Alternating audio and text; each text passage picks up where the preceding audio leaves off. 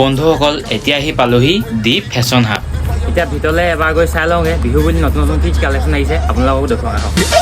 Yes, I come like a nuclear bomb.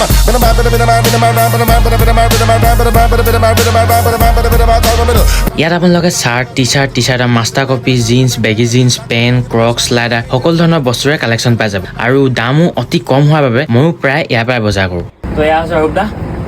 এতিয়া বিহু বুলি কি নতুন কালেকশ্যন আহিছে এবাৰ চাওঁ